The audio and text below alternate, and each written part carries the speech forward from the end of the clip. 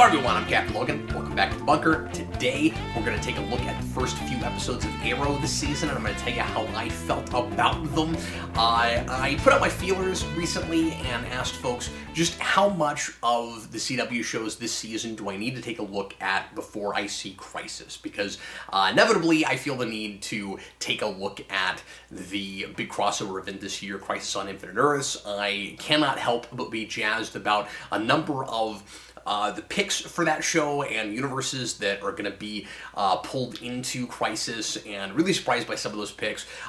Stuff like Birds of Prey Huntress, Burt Ward's going to be in there, Nox from Batman 89, and I'm sure a lot of these characters are only going to get a few seconds of screen time, but I gotta take a look anyway. I'm sure it's not gonna be the smartest thing, the most sophisticated thing. It might not even end up making a whole lot of sense, but you know what? Some of these crossovers I have ended up really enjoying. It's popcorn stuff, it's junk food, but I can enjoy it on that level. You just kinda gotta know what you're getting yourself into, and it helps that I'm not as invested in this universe as I once was. I think even the crossovers I probably wouldn't enjoy as much if I was still hanging on for dear life like I was a few years ago, kind of hoping that we would eventually get back to the same quality of storytelling we had early on in Arrow. Everything is relative with the CW superhero universe these days, and it's at least consistently not as good, which it kind of sucks, but it has never, I don't think, come back to the heights of those early seasons of Arrow and Flash, and there's no reason to assume at this point that it ever will. We've got a new show, Batwoman. I've reviewed the first few episodes of that. It also, not anything like as good as Arrow was early on, and is a little bit lazy in its storytelling. Not unwatchable, not the worst thing ever, but just not anything like as cool and as good as it could be, and these shows are just kind of coasting. But sometimes when they do these crossover things, somebody gets really excited, and at least on kind of a fanboy level, gives us something really fun to watch, even if it's not the smartest or most sophisticated thing in the world. So, Crisis on Earth X, I enjoyed fine, and the one from last year was kind of fun. So it cannot help but take a look at Crisis, and I wanted to know, do I need to watch Arrow, do I need to watch Flash, do I need to watch any of the others in order to get my bearings and figure out what I'm looking at? And unanimously, people were saying that Arrow seems pretty necessary, that Oliver Queen is dealing with the Monitor, and the Monitor is sending him on missions, and all of that is leading up to his apparent eventual demise, and he's going to be the big sacrifice for Crisis, which is kind of what I figured would happen. That's really no surprise there. He's going to kind of be the big stand-in for what Flash in the original Crisis, which is kind of funny, kind of ironic, but we've got to lose some major character, and that's who's got to die, because he's 8 seasons into a show that really should have only lasted 5, and Stephen Amell is out, and it's time, and once out, and so let's go ahead and send him off in a big blaze of glory, kind of like we did with, spoiler alert for a movie everybody and his dog has seen, Endgame, with Iron Man. The difference being that Iron Man was supposed to be a big surprise, even though it was kind of foreshadowed. This is more than foreshadowed. This is just coming right out and saying, this is definitely going to happen. Not unlike in a lot of comics, and how comics would very often handle this. But folks said that the first couple episodes of Flash apparently deal with Crisis a little bit, but that it's all been kind of filler since then, and that none of the other episodes really, the other shows really talk about it or mention it at all. And I can speak to that with Batwoman. The first 3 episodes, I've not watched past that. You can't even tell that it's in the same universe as the rest of these shows, unless you watched the crossover from last year, Elseworlds, and then the other shows I've not looked at all. So just talking about Arrow today, that's all I've watched. And having seen it now, I am glad going into Crisis that I have seen it, although I would suggest to folks that don't really watch Arrow, but are planning on watching Crisis, and especially if you've never seen Arrow or haven't seen much of Arrow, you're probably not going to appreciate this as much as I did, knowing a lot of the history of the show. And even though I skipped last season, I may eventually go back and watch that. But a lot of folks said it wasn't great. I enjoyed 6 okay. I watched the beginning of 7, first couple episodes. I've not seen the rest of that yet. I honestly didn't really feel like I was missing much. You get, obviously your standard recap of what the big cliffhanger was and what last season's show was all about. Apparently it was about building a wall, because big surprise, of course, let's just be as on the nose as possible about political stuff. There's a line this season, make the Glades great again. Of course, let's go to the low-hanging fruit, because everybody and his dog isn't satirizing that stuff. Let's do that. And so that's no big surprise. Apparently last season was all about somebody trying to build a wall around Star City, and now it's about a group of characters from the future, come back from the 2040s, and are the children of some of our main characters, including Oliver, and how they, try to fit in and help Oliver in his quest to save the multiverse. And that's what's going on now. And like I said, I didn't really feel like I missed a whole lot from last year.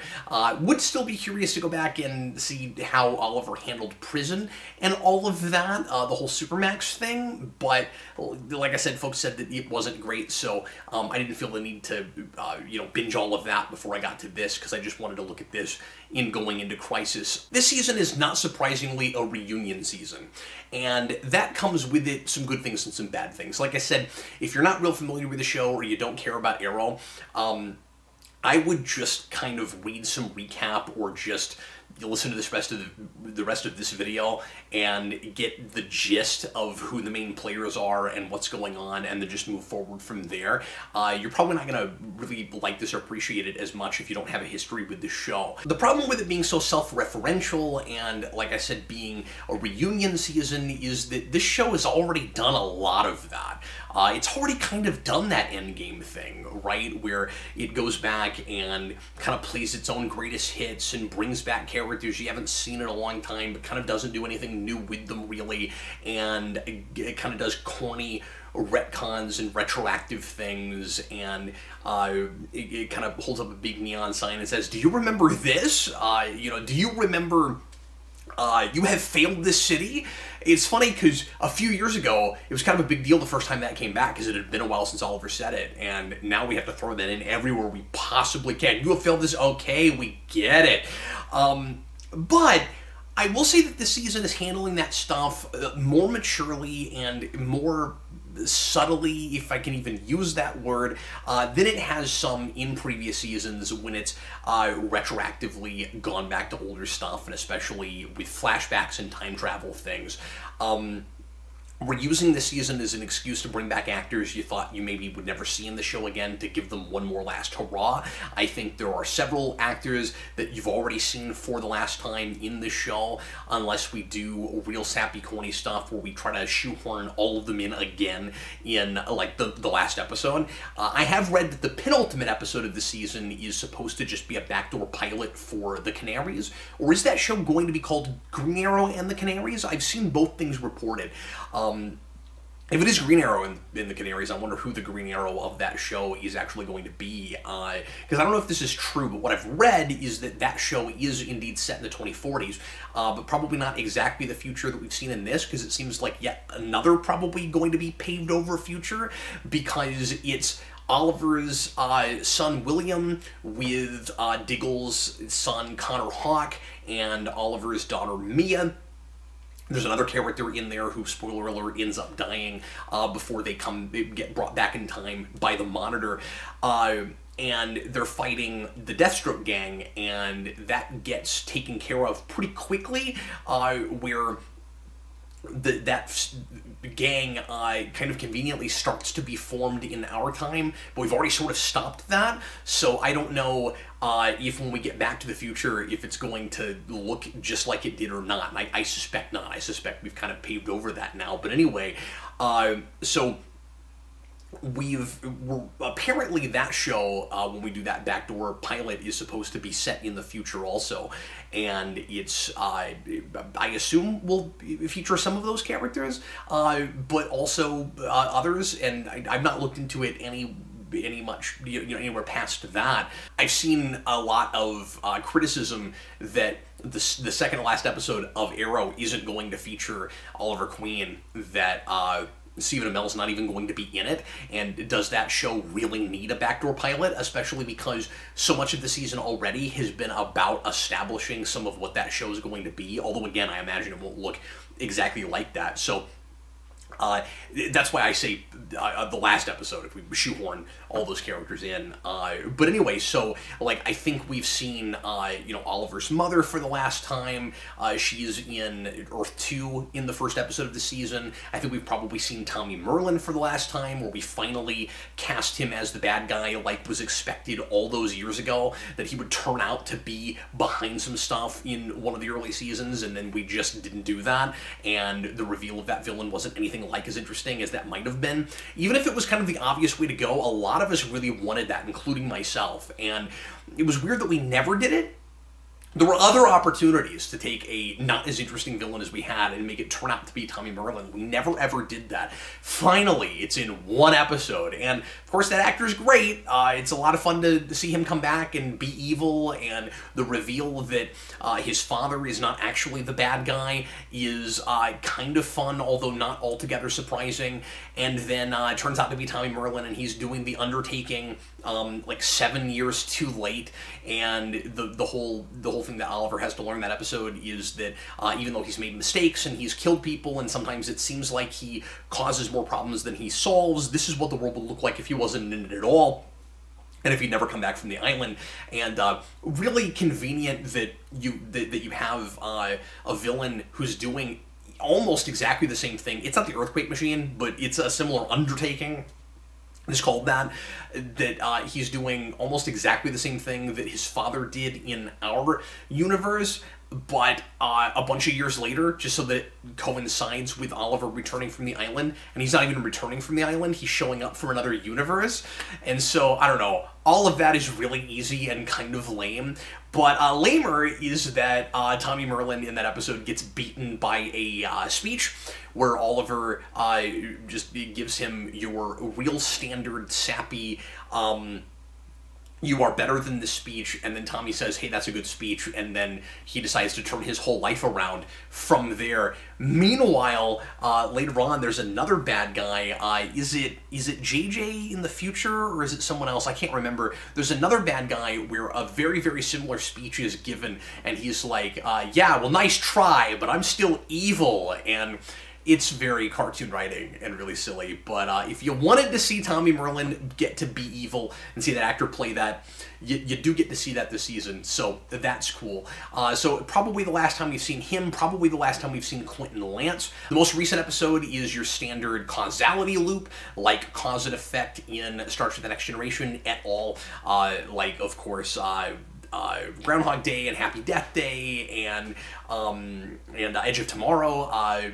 Two of those three movies are referenced in that episode, and it's an episode that is very aware of the fact that every show in history has done that premise, and I think even in the CW shows we've had that. Surely there's at least one episode of Legends of Tomorrow that does a causality loop, although I've not watched all of that show, and I don't remember from the couple seasons I did see.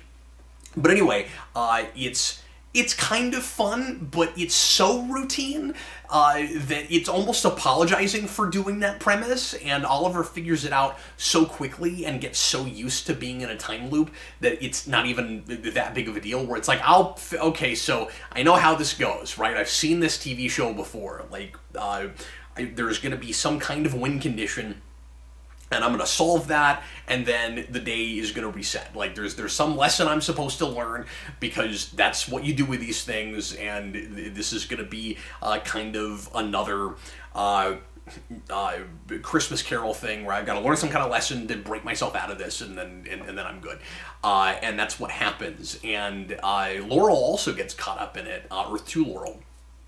who is having an arc through the season about learning how to cope with losing her entire universe.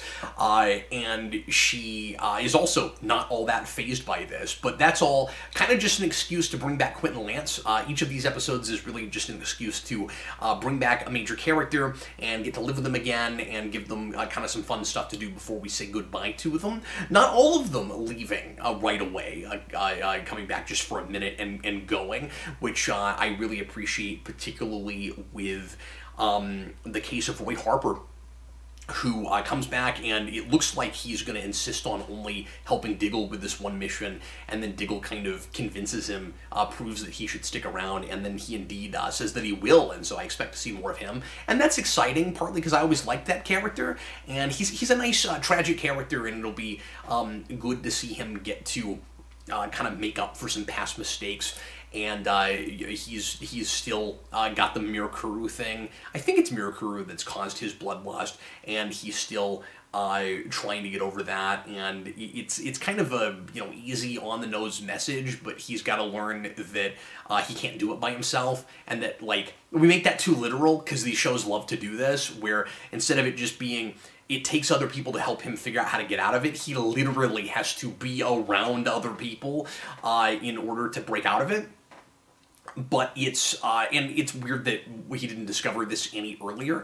But like I said, he's a nice tragic character, but I also appreciate that he's back just because his acting caliber is a little bit higher than some of the other folks that are on this show right now, and it's nice to see some alum that kind of knows what they're doing and can act.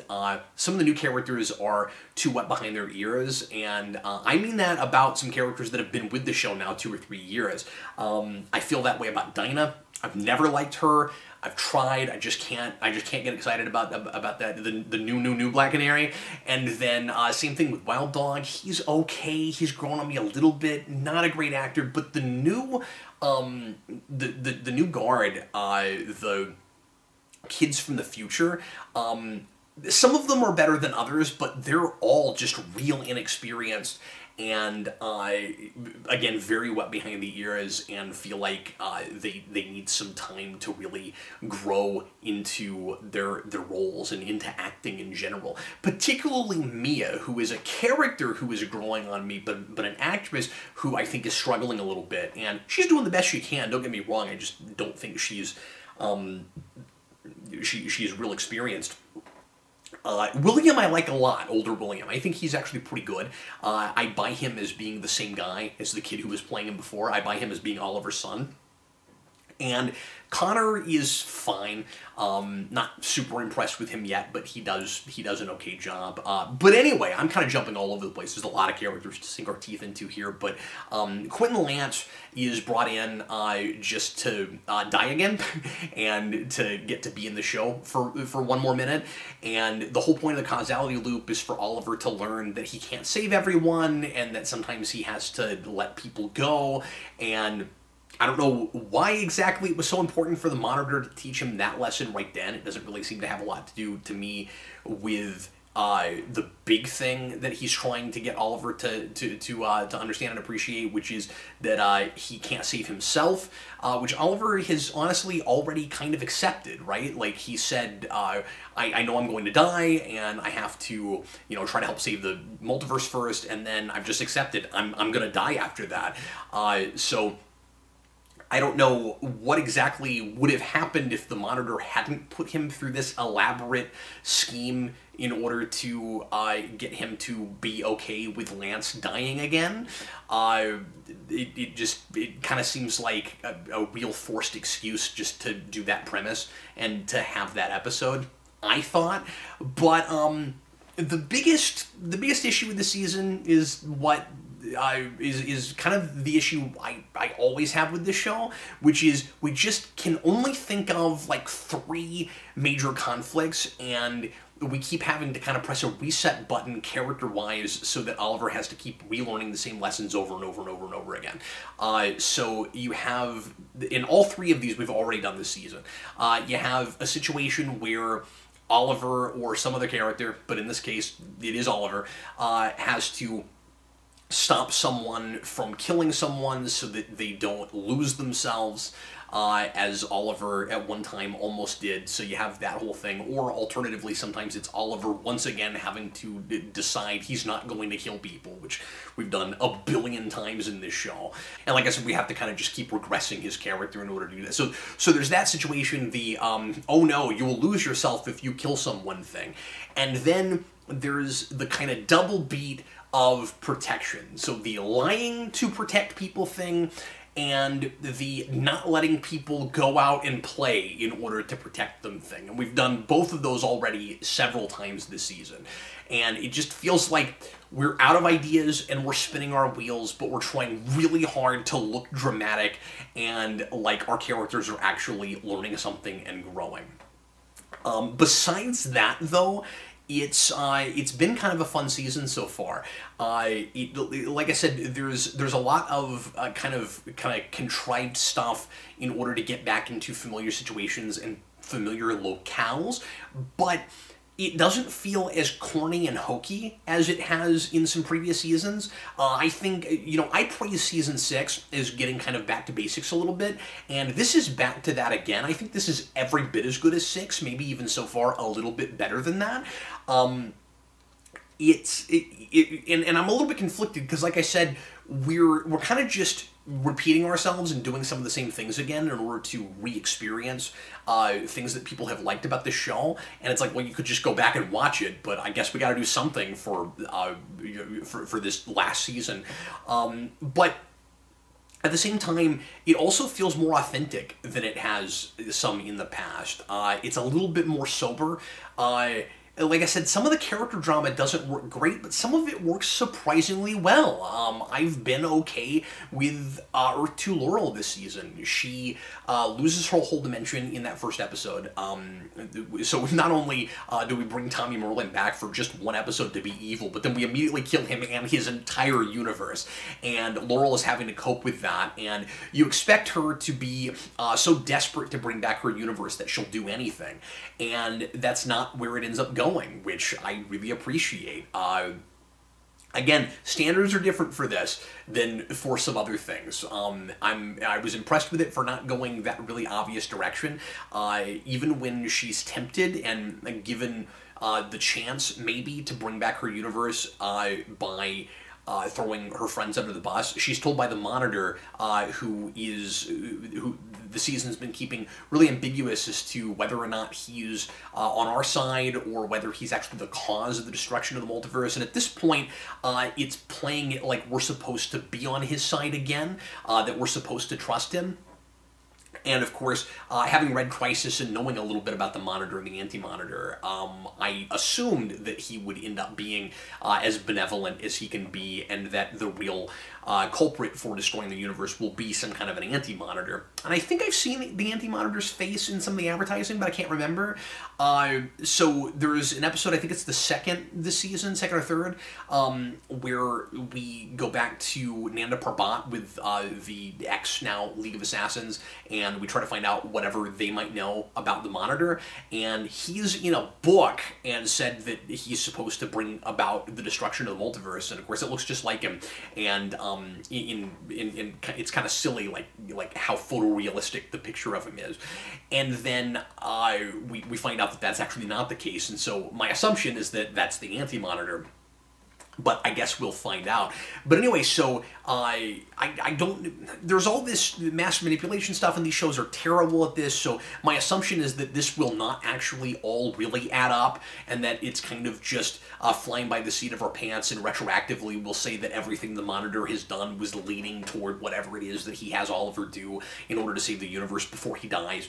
But he's got all these schemes to lead things to where they have to go, fate-wise, to end up saving the universe. And he tells Earth 2 Laurel that her universe can survive if she betrays Oliver Queen, and it looks like she's going to do that. And then surprisingly, she says, if I just go back to being who I used to be, because this is Black Siren we're talking about. She used to be evil, and you know, she's come a long way, and she's a hero now, and you expected her to regress, and she says, if I do that, what is the damn point? And I really appreciated that. That was actually pretty great. So you've got her refusing to throw Oliver under the bus, at the same time as you've got Diggle's wife working with the Monitor and actually kind of betraying people in order to save the universe. What's weird is Lila is being portrayed as kind of in the right, even though she's doing all the things that Oliver has been learning and then unlearning for 8 seasons not to do. So she's lying to people, and she's manipulating them, and she's stabbing them in the back because the ends justify the means. And the Oliver. The Monitor knows what he's doing, and everybody just needs to trust her because she trusts the Monitor. And I think at the end of this, she's probably going to be vindicated. Maybe not. Maybe there will be some consequences to that. I hope it's not her and Diggle getting divorced yet again. Although I would be surprised if she didn't die this season. I think she's likely to be one of the big kind of sacrificial lambs of the season. I'm surprised that didn't happen with. Is it Kimiko? The girl from China that we had in the flashbacks during the China season. She comes back this season. There's a scene where she gets shot, and you think she's going to die, and surprisingly she doesn't. I kind of thought maybe we would get rid of some characters this season, it being the last season, but then this universe is continuing on, and so maybe we'll want to use them in some other places, and maybe she'll show up in The Canaries, or Green Arrow and the Canaries, or whatever that show's called. But anyway, so I was a little bit surprised that we kept her around. But it just seems to me like Lila, and in a season that is still making Oliver learn these things again, or at least acting like it's been a problem that he has done them in the past, where he keeps secrets from people, like his sister, who comes back. It might also be the last time we see her. Thea, who I also like quite a bit, by the way, and she's really good in that episode, but where we go back to Nana Parbat. And there's, once again, a little bit of talk of, like, I sure hope you're not keeping secrets from me, Oliver, because, you know, that always gets you into trouble when you do that. But then Lila does it as a matter of course, and of course she used to work for Amanda Waller, and that's kind of where she comes from and how she handles things. And it seems like she's being kind of vindicated just because she's on the side of the, you know, the benevolent God guy. I also am going to be really surprised if I at all, not just if I buy at all that the master manipulation plot with him works out, but also if anything he's doing actually seems necessary. Like, the Monitor is so powerful. He's able to pull anybody out of any universe, put them in another universe, put them in another time period, wipe away entire futures, but somehow a guy that shoots arrows at people and has no superpowers whatsoever is going to be the savior of the universe. And, like, maybe he's seen the future, and it's that Doctor Strange thing with Endgame where, like, it's the only way it works out, and so he has to put things together and make sure that it happens that way. But the difference is Doctor Strange couldn't just snap his fingers and make another future happen, and this guy kind of can do that. So, like, when he can make causality loops happen, and he can, you know, take people out of a future, put them in the past, and not unravel the whole universe in creating paradoxes or whatever, it's kind of hard to believe that it's gonna end up taking Oliver to save everything. But I don't know, maybe I'll be surprised by that, and I'll end up buying it at the end. Also, speaking of taking people out of the timeline and bringing them back into the past, we're surprisingly not all that worried about messing with the timeline.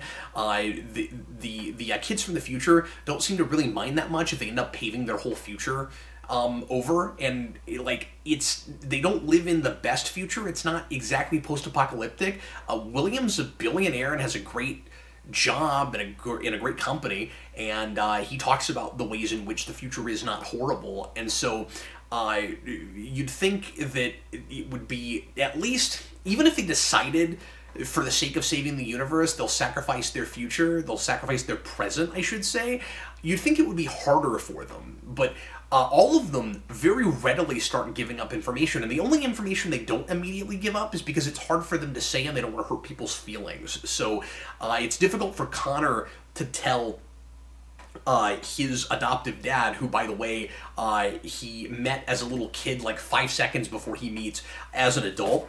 And that all seems really convenient, but maybe that's the part of the reason the Monitor chose to bring them back when he did, was how that all lines up, maybe. But it is pretty convenient because not only does that happen, but it's also the beginning of the Deathstroke gang, so like those things all fit together just because we didn't have the forethought to establish it all in the first place. It's a little easy. But anyway, Connor doesn't want to tell Diggle about JJ being the leader of the Deathstroke gang, not because it might mess with the timeline, but because it's just difficult for him to say. And it's even weirder that anybody is talking like that future might be inevitable. Wild Dog in particular seems at first like his character arc is deciding that maybe they can do something about the future, that maybe they should try instead of just letting it happen because like they're doomed and there's nothing they can do about it. There's really no mystery here. There's no room for speculation. We've wiped out so many future timelines already in this multiverse. And yeah, Wild Dog's not dealt with time travel a whole lot, but somebody could have told him that, and everybody else also seems to kind of be like questioning this a little bit, where it's like, well, maybe we should just leave well enough alone because there's just nothing we can do about it. They treat it like there's a fate versus free will question. We have an entire TV show about this. The Legends of Tomorrow is the time travel show. Yes, it's arbitrarily, it takes time to change, just however long an episode needs it to be before a timeline actually gets messed with. But it does happen. It is pretty easy to wipe out timelines in this. It's not that time paradox thing where whenever you go back in time, it always worked out that way. Like there's nothing you can do to change it. We change timelines all the time in this. I don't know how there's any question with that at all. But finally, another thing I really appreciate about this season is that, and I know I'm talking a lot of negatives. It probably sounds like I'm coming down really hard on this. Again, like relative to this show in the past and to other CW shows, it's been an enjoyable season. Production value-wise, if nothing else. Action-wise, if nothing else. But I do really appreciate that we're back to not just plotting for like plot twists and gimmicks, where a thing will be established that you would assume will take forever to pay off, or will be like several episodes and we string the audience along, and I get surprised and almost kind of giddy because it's been so long since I've seen this from this show, when something is, where like a secret is set up, and then just 15-20 minutes later, or just the next episode, it will be revealed to whoever it's being kept from. And I'm like, oh cool, we're like telling stories, and we're plotting not for plot twists, but more for like cool cliffhangers, you know, like oh, I can't wait to see what happens next because I didn't expect this to happen this soon. That's very exciting, and that happens 2 or 3 times already this season. One of them is, this was not as big of a deal, but one of them is the kids from the future keeping JJ a secret. I thought that would go on for a couple episodes. It's paid off pretty quickly. Lila turning out to work for the Monitor with the end of that episode, in episode 5 going into 6, where everybody gets hit with a tranq dart. That was really surprising. I didn't expect that to happen that quickly. So that's nice. That was the stuff that I was praising season 2 for really hard. And so even though this is kind of playing its greatest hits, it's also, again, doing it more authentically, and it's feeling like the show I used to like, even if it doesn't, you know, always stick the landing, and if some of the character stuff is not as sophisticated and interesting as it could be. It's really nice that at least it kind of feels like that show again. I suspect part of that is because, if I understand it, we're getting a shorter season this year. I think after Crisis, there's just a couple more episodes in January, and then the season is done, so this is more like a half season. I think that's what I read. I could be wrong about that. But if that is indeed what we're doing, it's really hard not to think that that's how the show should have always been. And, 2012 was a very different time for television. That was just as Netflix shows were getting started, and just as we were starting to do shorter season models. And you kind of needed more streaming shows to go to the British model before more broadcast television started attempting that also. And we've just always had a 22 episode model with these shows. And the storytelling, even as sometimes contrived as it is a lot tighter this season. Go figure, because it's a smaller episode order, I think. And if it's not, then that's even more impressive and more surprising. But I suspect that part of that is because it's a smaller episode order. It seems to me like it would have been cool if we could have had some kind of naming scheme for the episode titles this season, because every episode has brought in an old element and kind of recycled, repackaged, and tried to make it cool again. And at first I thought maybe every episode would be the name of a location, but then I remembered that we've had a lot of location episode titles already, and so you'd be repeating episode titles and you couldn't really do it.